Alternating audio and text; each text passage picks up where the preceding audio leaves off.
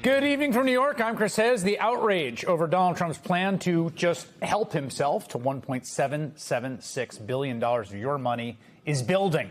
By the hour, by the day, $1.776 billion, right? 1776, get it?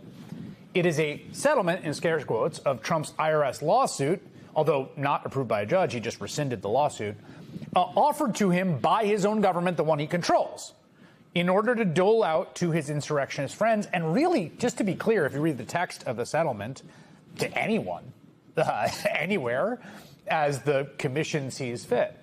Yesterday, both Vice President J.D. Vance and Todd Blanche, former Trump criminal defense attorney, who now serves as acting attorney general, who's going to oversee this fund, worked hard to make the deal seem reasonable, and they failed abjectly. Today, you've got Republicans coming out against it on Capitol Hill.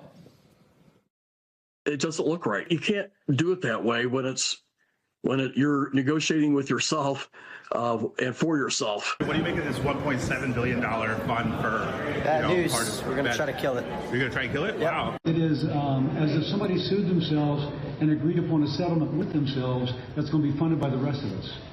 Now, if that's the case, what? Wait a second. I just came off the campaign trail. People are concerned about making their own ends meet, not about putting a slush fund together without a legal precedent. That's a Republican calling Trump's settlement a slush fund, and another one threatening to kill it. Even the top Republican in the Senate, the one who sets the body's agenda, is sounding skeptical. What are your thoughts about this weaponization fund from the president at this point? Yeah, not a big fan. And I'm not sure exactly how they intend to use it, but my understanding is that was just announced. And, but yeah, I don't see a purpose for that. I don't see a purpose for that. So just, in 24 hours, you have a significant number of Republicans in key positions that are turning against this brazenly corrupt act out of a brazenly corrupt administration. And it's just one development of many today showing the very quickly building backlash to this madness. I mean, you heard it from Senator Cassidy, again, who's a bit untethered now, right? He lost his primary. He's not going to be in the Senate. In fact, 2 police officers who were assaulted on January 6th filed suit today to stop it. We're going to talk to one of those officers in just a few minutes. But I think, again, when this first came out, it was so strange that it was kind of shocking. But also, I think a lot of people were like, wait, what? Could this? So today it's really sinking in for people what this is. Not only is Donald Trump stealing $1.8 billion of your money, of all of our money, that could go to any number of things to make people's lives better, just straight up withdrawing it from the Treasury. There will be a transfer from the Treasury, draining the bank account that our money sits in.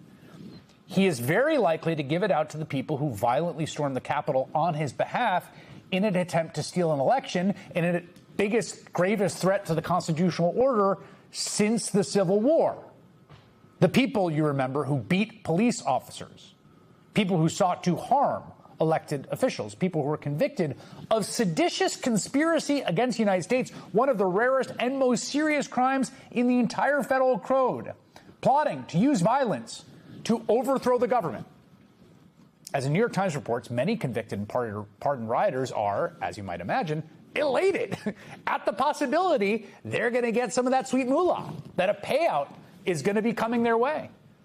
In some cases, as we've been tracking, many of those rioters that Trump pardoned have gone on to commit other crimes since January 6th, including some really, really heinous ones, the most heinous, arguably, like child sexual assault. For instance, Kenny Brian Lazo, before his conviction and pardon, got a pardon for raiding the Capitol, Lazo was arrested again in 2021 on multiple charges of sexually assaulting a child under 13. Details of that case were sealed to protect the victim.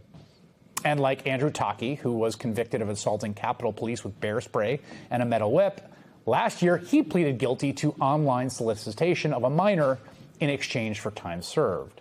And like Kyle Travis Colton, he pleaded guilty to disorderly and disruptive conduct for his role in the insurrection. You see him there in those shots, storming the Capitol. Well, last year he was sentenced to 6 years in prison after police found what they called copious images and videos depicting graphic sexual abuse of young children. Like Daniel Tochi, who was sentenced to 4 years in March for possessing more than 100,000 child sexual abuse images and videos. Before he pleaded guilty, Tochi's attorney tried to have the case thrown out by arguing, get this, that all the evidence stemmed from the January 6th case and was covered by his presidential pardon. And like Andrew Paul Johnson, Mr. Johnson was sentenced to life in prison in March on 5 charges, including molesting a child under 12 and another one under 16. Johnson reportedly tried to buy the silence of at least one of his victims by promising to pay them with, wait for it, money he thought he was going to be getting from the Trump Department of Justice as compensation or reparations for his January 6th prosecution. This is before the fund was even created, but it wasn't at all an unreasonable expectation. Trump has been telegraphing this from the beginning, and today he just came out and said it.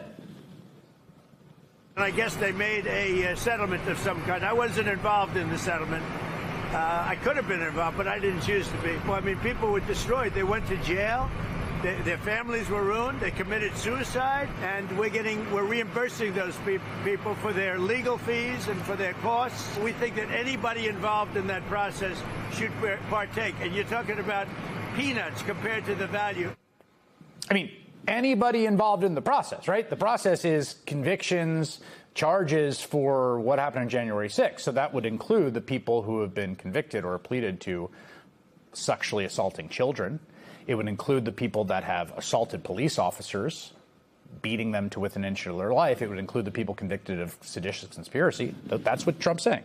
And keep in mind here, the Department of Justice already paid off Trump's disgraced former national security advisor, Michael Flynn, more than $1 million of your dollars after the DOJ prosecuted him for lying to law enforcement. A crime, by the way, he pled guilty to. But he was pardoned by Trump.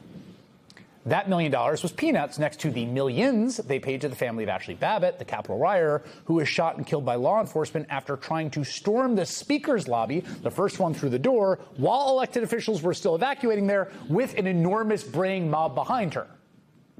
And now Trump has a $1.8 billion pool of money transferred from you to him by his own government. And so millions of dollars of taxpayer money will be flowing, it appears, as reparations. The country got reparations. Would you look at that? But January 6th reparations to a group that includes child sex offenders. How do you feel about the money going to those people? Your money going to those people. How do you feel about that? Senator Chris Van Hollen explicitly asked Todd Blanche to rule that specific scenario out yesterday, and he did not.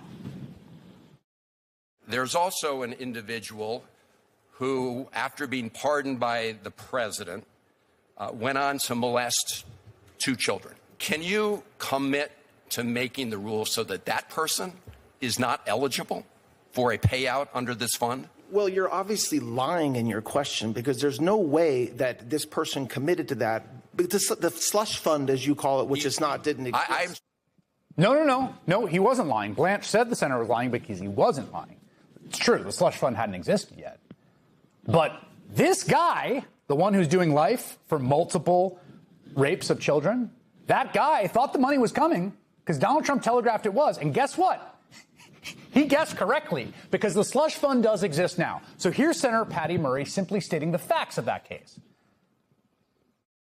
I just have to tell you, this is corruption that has never been more blatant or more widespread. What is happening is you write the check, Trump and his cronies cash it, American taxpayers, who are already being whacked with high prices, are going to foot the bill. That's what we are seeing today, and that is what many of us are really, really angry about. So what can be done to stop it? Well, a Democratic effort to subpoena Blanche and the other officials behind Trump's settlement failed this evening. That's because Republicans voted against it. But even Republicans are grumbling a little bit about the president's abuse of power. And so there's a chance that, as with the release of the Epstein files, Congress can file a discharge petition to block the slush fund. It is a legislative move that's incredibly rare, but before Donald Trump, so is impeachment.